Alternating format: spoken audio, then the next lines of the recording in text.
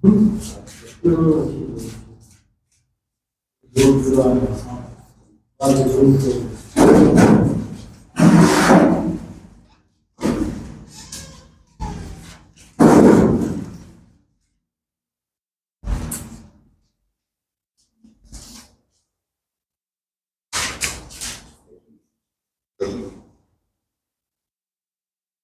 10th physics का unit 3 और आज हम करने जा रहे हैं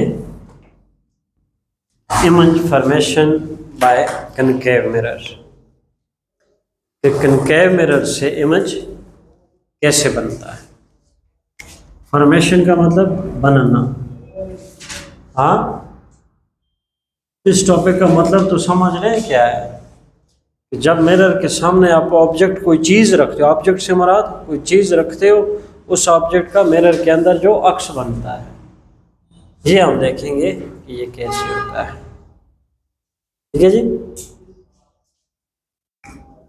तो इसके डिफरेंट केसेस हैं। क्या है जी? इसके डिफरेंट केसेस हैं और इसका केस नंबर 1 लेते हैं। केस नंबर 1, केस 1 स्टडी करते हैं। केस 1 क्या है? ऑब्जेक्ट आपके पास है, वो रखा हुआ है, yes, beyond C, object beyond C. C से क्या मुराद है? सेंटर ऑफ कर्वेचर, बियॉन्ड पीछे। अब यहां पर हम क्या लेते हैं? एक कौन सा मिरर लेंगे? कनकेव मिरर लेंगे। That is a concave mirror. ये बातें आपने ज़हन में रख लेनी है कि हर जगह हमने क्या करना होता है। हाँ, ये चीज़ें शो करनी होती हैं। सेंटर ऑफ कर्वेचर, फोकस और पोल। और ये जो लाइन होगी, straight line passing through this principal axis. Object हम ले रहे हैं कहाँ पर? Beyond C. ये ऑब्जेक्ट है, एरो का मतलब है ऐसे खड़ा है ये। ठीक है, ये इसका ऑब्जेक्ट का हेड आ जाता है, जहाँ एरो है ये ऑब्जेक्ट का हेड है और ये इसका टेल है। A B, A B is object जो कि यहाँ पे हमने in front of concave mirror रखा है। बात समझते रहना, फिर आसानी हो जाती है। अब होगा क्या, यहाँ पर हमारे पास इससे इस पर होता है ये है कि इस पर लाइट रेज पड़ती है और रिफ्लेक्ट होकर मिरर की तरफ जाएंगी। हम ऐसे कहेंगे कि लाइट रेज इससे आ रही है और मिरर के ऊपर इंसिडेंट होंगी। समझ आ गई बात? और यहाँ पर एंगल और फिर यहाँ मरेगा। ठीक है जी। एक रे आती है,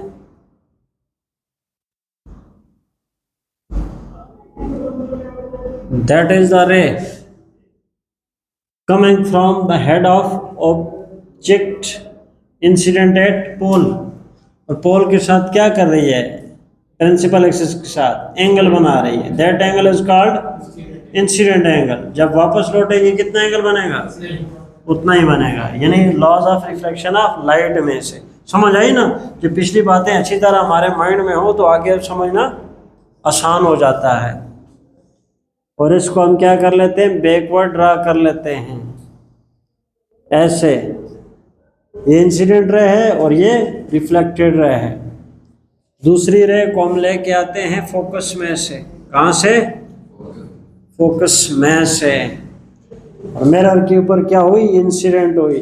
रिफ्लेक्ट होके कहाँ जाएगी? हाँ, जो दूसरी रे है ये प्रिंसिपल एक्सिस के पैरेलल हो जाएगी। और यहाँ पर जहाँ पर ये दोनों रिफ्लेक्टेड रेज क्या करेंगी, इंटरसेक्ट करेंगी, वहाँ पर इमेज बनेगा, वहाँ पर इमेज बनेगा और इस इमेज का हेड जो है ये डाउनवर्ड होगा। हेड किस तरफ होगा? डाउनवर्ड होगा। बस ये तो छोटा बनना चाहिए था और भी, हाँ, क्योंकि ये रे थोड़ी सी क्या हुई है, टेढ़ी हुई है, ये जाके यहाँ पे लगता और यहाँ छोटी होनी चाहिए थी। इससे कुछ नताइज निकलते हैं कि जब ऑब्जेक्ट बियॉन्ड सी होगा तो पहली बात, पहला रिजल्ट क्या है, इमेज कैसी है, ऑब्जेक्ट हाँ अपराइट है और इमेज क्या है, डाउनवर्ड है। ऐसा ही है कि नहीं है? इमेज कैसी है, इन्वर्टेड है। बस कैसी है, इन्वर्टेड है। और याद रखना, यहां से ही आपने एक और नतीजा निकालना है, इन्वर्टेड इमेज ही कैसी होती है, रियल होती है। इन्वर्टेड इमेज कैसी होती है, रियल होती है। इन्वर्टेड का क्या मतलब हुआ, उलट, जो इन्वर्टेड होता है वही रियल होता है। और ये स्मॉल इन साइज होना चाहिए इस पॉइंट पर, कैसी होनी चाहिए, स्मॉल इन साइज, किसके मुकाबले में, as compare to the size of object. इसका और इसका साइज इमेज को क्या होना चाहिए, जब ऑब्जेक्ट को बियॉन्ड सी रखते हैं तो इमेज की छोटी होनी चाहिए। बस ये लाइन टेढ़ी होने की वजह से ये स्मॉल तकरीबन बराबर बन रहा है, ठीक है, बस इतनी सी बात है। स्मॉल इन साइज क्या है जी, अगर ऑब्जेक्ट को आप क्या करते हो, बियॉन्ड सी रखोगे तो कैसी इमेज बनेगी, इन्वर्टेड। जब इन्वर्टेड है तो पक्की बात है कौन सी होगी, हमेशा रियल होगी। आप बातों को सुनने पे ज्यादा ध्यान दें। इन्वर्टेड रियल हमेशा, इन्वर्टेड इमेज हमेशा रियल होती है, ठीक है। इमेज यानी क्या हुआ, इमेज कैसी होगी, इन्वर्टेड। जब इन्वर्टेड है तो रियल होगी ही होगी। बस पिक्चर को देख के हम बता देते हैं कि स्मॉल इन साइज भी होगा। ये पॉइंट नंबर 1 हो जाता है।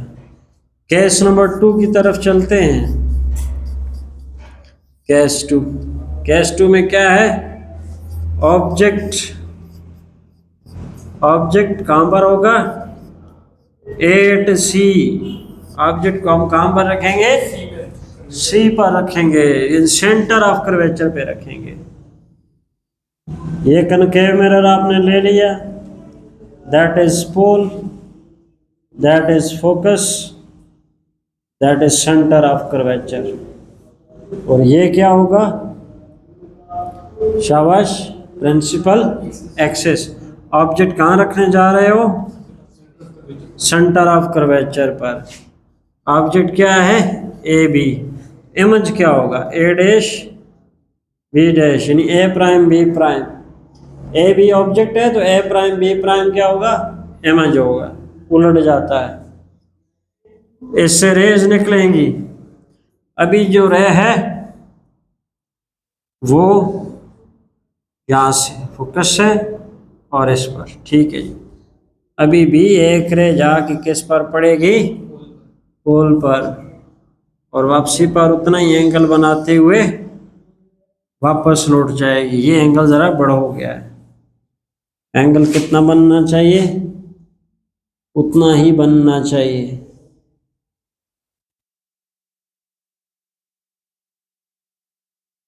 ठीक है ना, एंगल उतना ही बनना चाहिए।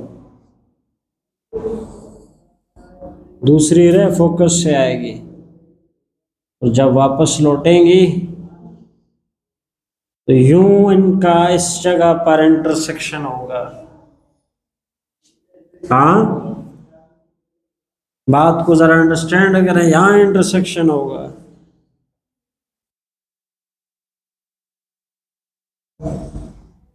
अब ऊपर वाले पिछली वाली पिक्चर को चेक करो, that is DO, that is DO, D for distance, O for object. और ये क्या है, डिस्टेंस तमाम के तमाम पोल से मेजर होते हैं। DI से क्या मुराद लेंगे, डिस्टेंस ऑफ इमेज। आप जरा ध्यान रखो, इस पिक्चर से एक रिजल्ट और बताता हूं मैं। ये जो D0 है ना, D0, ये रेडियस ऑफ कर्वेचर से क्या है, बड़ा है।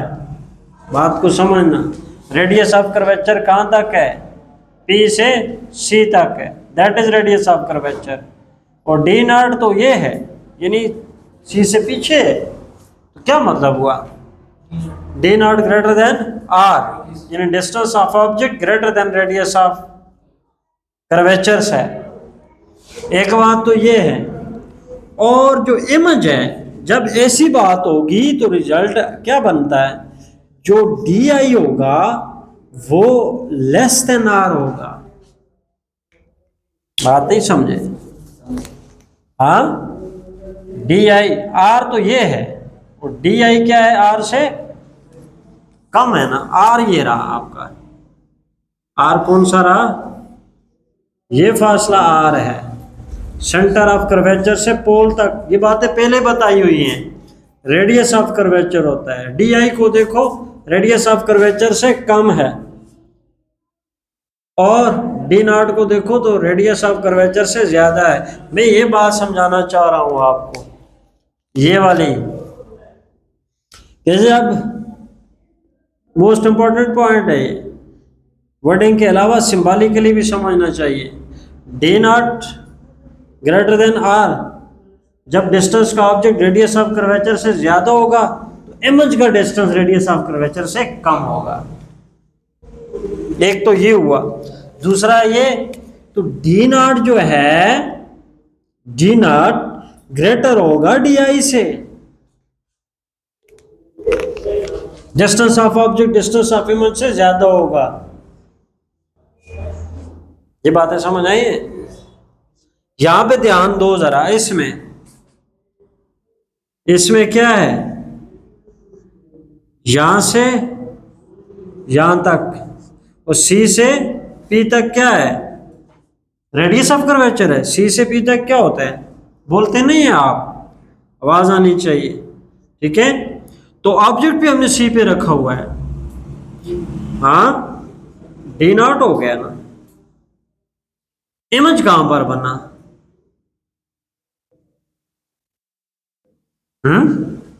याद रखें कि जब आपके पास, जब D0 is equal to R, तब क्या होगा, DI is equal to R,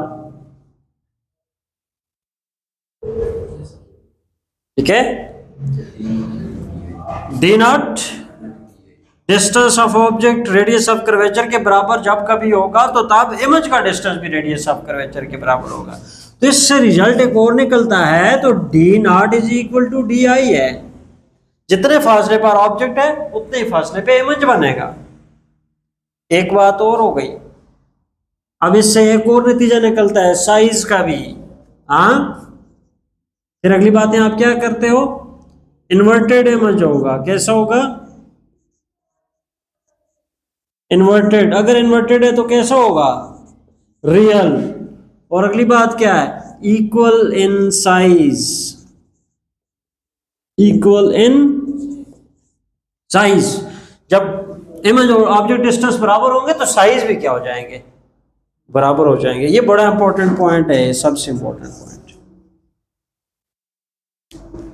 हाँ। इन बातों को समझना होगा, तभी तो सारे केस आगे आसान होते जाएंगे। तो केस नंबर 3 बात करते हैं हम। ऑब्जेक्ट को रख देते हैं, ऑब्जेक्ट को बिटवीन सी और एफ रख देते हैं, ऑब्जेक्ट को बिटवीन सी एंड एफ। सी क्या है? Centre of curvature. एफ क्या है? फोकस।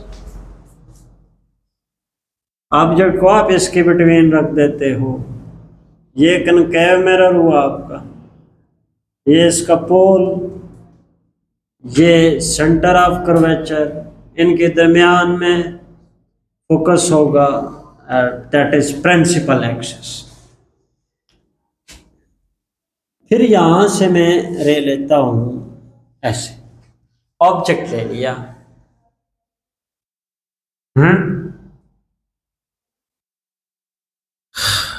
अब ऑब्जेक्ट को इससे मेरे इंसिडेंट करवाता हूं इस पर, और उतने ही एंगल से क्या हुई है? रिफ्लेक्ट हुई है। दूसरी रे फोकस से जाएगी और it will be comparable to principal axis, और जो इमेज बना वो ये रहा। हाँ, ध्यान देना पड़ेगा आपको। ये आपका क्या है? R, that is what? R. और यहां से यहां तक क्या है? D naught. और यहां से यहां तक क्या है? D I. ये सी से पी तक, सी से पी तक जो फासला होता है वो रेडियस ऑफ कर्वेचर होता है। वो कितना है? आर, स्मॉल आर से रिप्रेजेंट किया हुआ है। ऑब्जेक्ट यहाँ पे रखा हुआ है, ये ऑब्जेक्ट है, ऑब्जेक्ट का पोल तक डिस्टेंस डी नॉट है। ये इमेज बनना है, ये इमेज, और इमेज का डिस्टेंस पोल तक डी आई है। यहाँ पर क्या बात है? यहाँ पर आप क्या कहते हो? देखो, D naught is less than R. Picture क्या बताती है? डायग्राम क्या बताती है? आर ये है और डी ये, डी नॉट ये। और जब कभी भी डी नॉट आर से कम होगा तो रिजल्ट क्या है? D I greater than R होगा। बस आसान हो गया। पहले वाले का उलट है ना। You can try to understand. इधर देखिए जरा, पहले वाले में क्या था? Object distance radius of curvature में ज्यादा था, तो इमेज का डिस्टेंस रेडियस ऑफ कर्वेचर से कम था। पहले वाली बात को उल्टाएं, इसको क्या हुआ? Object distance radius of curvature से कम हो गया। यहां पर डी आई कम था, यहां पर डी आई ज्यादा हो गया। आसान बात बताता हूं, याद रखो। एक रिजल्ट, एक पॉइंट ज़हन में जब आ जाता है ना, ठीक है, तो जब मैं पूछूंगा तो फिर तो आपको पता ही ना चलेगा कि मैं क्या पूछ रहा हूं। जब डी नॉट आर से ज्यादा होगा, इमेज का केस उलट जाएगा। अगर ऑब्जेक्ट का डिस्टेंस आर से ज्यादा है तो इमेज का डिस्टेंस आर से कम होगा। तो जब ऑब्जेक्ट का डिस्टेंस आर से कम है तो इमेज का डिस्टेंस आर से ज्यादा होगा। फिर ये तो कम और ज्यादा की बात हो गई। अगर ऑब्जेक्ट डिस्टेंस और आर बराबर हुए तो इमेज भी बराबर होगी। किसके? रेडियस ऑफ कर्वेचर के। और फासला भी क्या होगा? बराबर होगा। यहां पर D naught is greater than D I, तो यहां पर क्या है? यहां पर D I is greater than D naught. और क्या रिजल्ट निकलते हैं? और रिजल्ट ये निकलते हैं कि इमेज कैसी है? Inverted.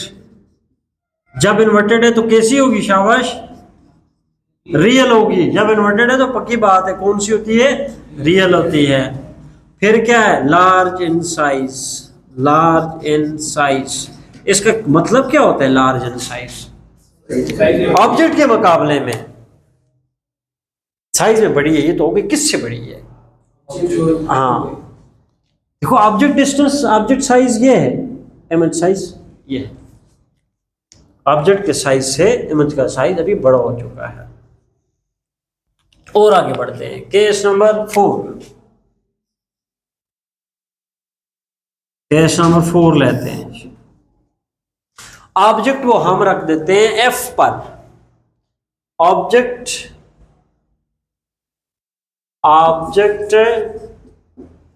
Eight F, object is placed at F. At F से क्या मुराद है? Equal to the focal length, equal to the focal length. तो इसकी डायग्राम बनेगी, क्या ऐसी बनेगी? ये कनकेव मिरर है, ये इसका पोल आ जाता है, ये सेंटर ऑफ कर्वेचर है, ये फोकस है, that is principal axis, that is object. अब एक और बात समझाऊंगा मैं यहाँ पर आपकी, जो बड़ी इंपॉर्टेंट है यहाँ पर रेज लेने में। पहले रेज हम दो ले रहे थे, एक रे हम ले रहे थे पोल पे, दूसरी रे हम पास करवाते थे फोकस से। तो देखो जरा फिर क्या हो रहा है यहाँ पर। अब फोकस पे तो ले नहीं सकते, ठीक है। एक रे हम लेंगे parallel to the principal axis, दूसरी रे हम ले लेते हैं एट पोल। ये इंसिडेंट रेज हो गई, सही हो गया। अब जो पैरेलल टू प्रिंसिपल एक्सिस है ये वापस पोल से फोकस से जाएगी, और पोल पर बनने वाली जो है, जाने वाली जो है, वो लौट के पीछे आएगी। हाँ, और भाई इनका इंटरसेक्शन तो होगा, बट बड़ा दूर जाके होगा, होगा ना। मान ले यहां इंटरसेक्शन कहीं हुआ और ये पैरेलल, और ये इमेज बनेगा, कैसा बनेगा? बहुत बड़ा इमेज बनेगा। अब क्या हुआ, रेडियस ऑफ कर्वेचर से तो ऑब्जेक्ट डिस्टेंस, अब रेडियस ऑफ कर्वेचर की बात नहीं होगी। अब मैं बात करता हूं, ये जो फासला है एफ से पी तक फोकल लेंथ होता है, उतने ही फासले पे हमने ऑब्जेक्ट रखा हुआ है, तो इमेज फासला जो हुआ डी आई, हाँ, वो बहुत बड़ा हो गया। हाँ, देखना जरा इसका कंपैरिजन चेक करें कि ऑब्जेक्ट का फासला जब फोकल लेंथ के बराबर हो तब D I is much greater then, हाँ जी, एफ। एफ भी कह सकते हो, आर भी कह सकते हो। यहाँ पर अगर आपके पास एफ लिखा हुआ है तब भी बात सही है। जब डी नॉट और एफ बराबर हो तो डी आई का फासला F focal length, F small F की बात कर रहा हूँ मैं, स्मॉल एफ फोकल लेंथ से ज्यादा है कि नहीं है? बहुत ज्यादा है। आर अगर एक बंदा लिखा हुआ है, यानी ऐसे लिखो, या मैं ऐसे लिखता रहता हूँ D I much much greater than R, R से भी बहुत बड़ा है और एफ से भी बहुत बड़ा है। एक और बात भी है कि डी आई वो का फासला डी नॉट से भी बहुत ज्यादा है, ठीक है। अब इन वर्ड्स क्या बातें करते हैं, इन वर्ड्स, इमेज कैसी है? इन्वर्टेड है। कैसी है भाई? इन्वर्टेड है। इन्वर्टेड है तो फिर लाजमी बात है कैसी होगी? रियल होगी। और कैसी है? वेरी लार्ज, हाँ, very large in size as compare to that of, बात मुकम्मल करो, as to the size of object, very large in size, ठीक है। अगली बात आती है case number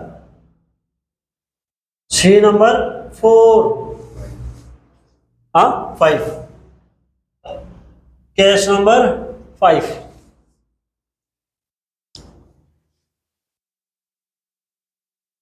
case number 5,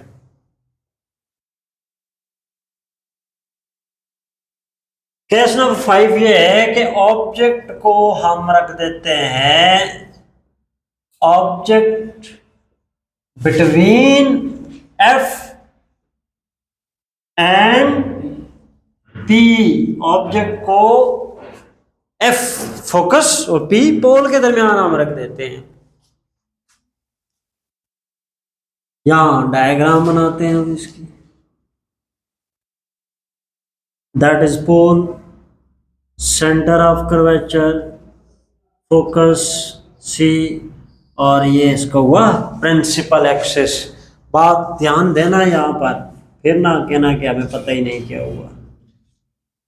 that is object ray parallel to principal axis, after reflection it will focus से जाएगी। दूसरी रे जो है पोल पे पड़ेगी, एंगल बनाती हुई, और उतना ही एंगल बनाती हुई वापस लौटेगी। जरा बात पे ध्यान में कह रहा हूं, ध्यान देना। अब ये रेज फैलती हुई नजर आ रही है, हाँ क्या समझ आई बात है? इनका इंटरसेक्शन कहीं पे, क्योंकि डाइवर्ज हो रही है, ये एक दूसरे से दूर होती जा रही है। इमेज तो बनती ही तब है जब रेज एक दूसरे को इंटरसेक्ट करें। अब जब ऐसा नहीं है, रिफ्लेक्टेड रेज इंटरसेक्ट करती नहीं नजर आ रही, तो इन रेज को हम बैकवर्ड ड्रा कर देते हैं। इस रे को हम क्या करते हैं, इस जानब ड्रा कर देते हैं। सही है, ऐसे जलेगा, और इसको भी ऐसे कर देते हैं। तो ये पॉइंट हुआ ना, फिर बात पे ध्यान दें जरा, ये पॉइंट हुआ। तो ये रोज रेज कहां से आ रही है, हाँ इस पॉइंट से। इस जगह पे इंटरसेक्शन है, तो image will form eight here, that is image, that is object.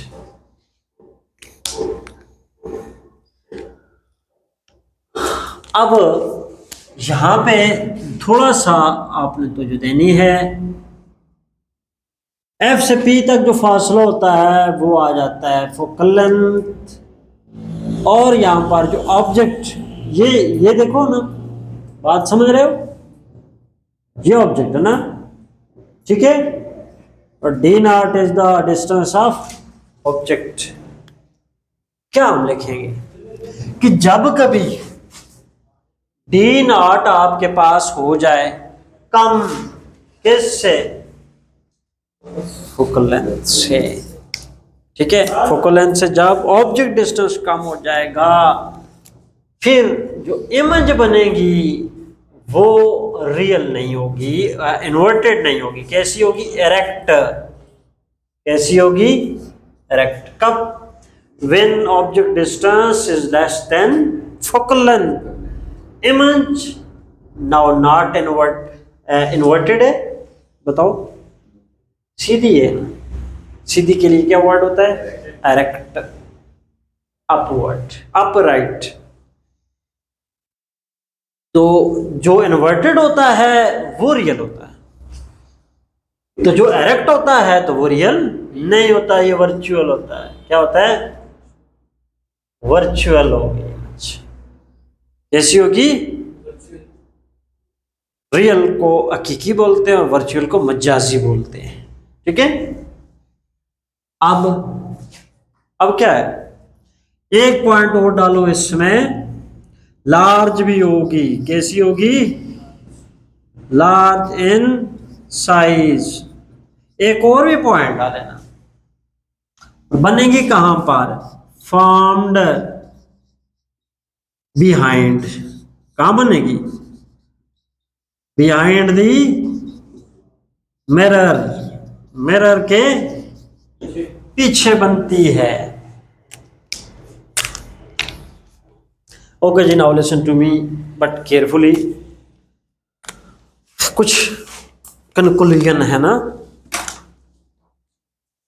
आपसे अगर कुछ क्वेश्चन पूछता है कोई बंदा, कहता है कि आपके पास एक कनकेव मिरर है, उसके सामने ऑब्जेक्ट रख देते हैं कि अगर हम ऑब्जेक्ट का डिस्टेंस चेंज करें, इमेज की नेचर पे कोई फर्क पड़ेगा या नहीं पड़ेगा, yes no, yes.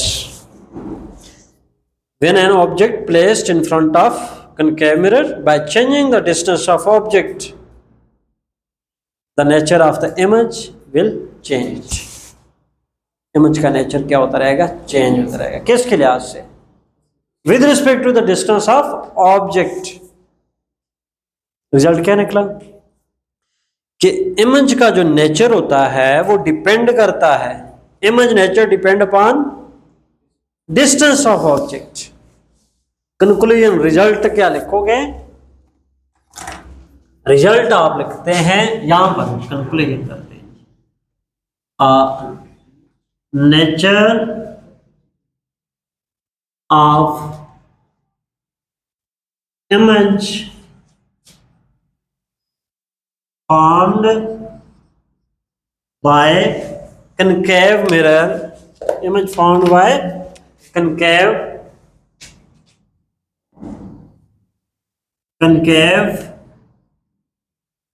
mirror depends on what? Distance of object from concave mirrors। अब इस टॉपिक है क्या, बट इसके अंदर क्वेश्चन बहुत से हैं। क्वेश्चन की नहीं, आपसे क्वेश्चन पूछा गया कि you have an object placed at a distance d is equal to r। Image कैसी बनेगी? पहली बात, image will formed at the same distance, equal in size, inverted होगा, रियल होगा। हाँ, ये सारा रिजल्ट है, ये आंसर है। ऑब्जेक्ट जब d is equal to r पर होगा तो इमेज का डिस्टेंस भी वही होगा। बस ये बड़ा आसान सा अंडरस्टैंड करो। r के 3 केस आपके सामने हैं। r के कितने केस हैं? 3। ऑब्जेक्ट का डिस्टेंस r से बड़ा है, या ऑब्जेक्ट का डिस्टेंस r से कम है, या ऑब्जेक्ट का डिस्टेंस r के बराबर है। देखो हुए 3 की नहीं? d greater than r, d less than r, d equal to r। तो इमेज उलट चलता है। d greater than r, image कैसे होगा? Less than r। D I क्या होगा? Less than r। अगर d लेस देन r हुआ तो डी आई कैसा होगा? ग्रेटर देन r होगा। अगर डी नॉट आर के बराबर है तो डी आई क्या होगा? आर के बराबर होगा। Only one that case. फिर दूसरा कंपैरिजन किसके साथ हम करेंगे? फोकल लेंथ के साथ। अगर फोकल लेंथ के बराबर है तो इमेज डिस्टेंस बड़ा होगा, काफी बड़ा होगा। अगर ऑब्जेक्ट डिस्टेंस फोकल लेंथ से कम है, इमेज की कहानी ही उलट जाएगी। एक क्वेश्चन और पूछा जाता है। क्वेश्चन ये पूछा जाता है कि क्या कनकेव मिरर से वर्चुअल इमेज बनती है या नहीं बनती? Yes no? यस, बनती है। या सवाल यूं कर दिया जाए, at what distance object should be placed to get erect and virtual image? At what distance object is placed to get a virtual image?